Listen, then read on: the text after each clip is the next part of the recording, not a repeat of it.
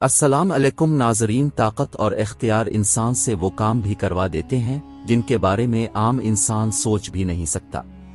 یہ طاقت اور اختیار ہی تو تھا جس نے شداد کو خدا کے مقابلے پر جنت بنانے پر اکسایا۔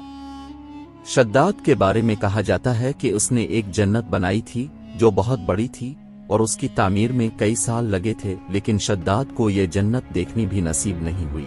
تاریخ کی کتابوں میں شداد کا واقعہ تواتر کے ساتھ بیان کیا گیا ہے۔ شداد کے بارے میں مشہور ہے کہ وہ قوم عاد کا بادشاہ تھا۔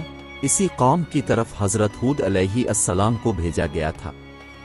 اللہ تعالیٰ نے اس قوم کو غیر معمولی قد و قامت اور قوت عطا فرمائی تھی۔ ان میں ہر شخص کا قد کم از کم 12 گز کا ہوتا تھا۔ طاقت کا یہ حال تھا کہ بڑے سے بڑا پتھر جس کو کئی آدمی مل کر بھی نہ اٹھا سکے، ان کا ایک آدمی ایک ہاتھ سے اٹھا کر پھینک دیتا تھا۔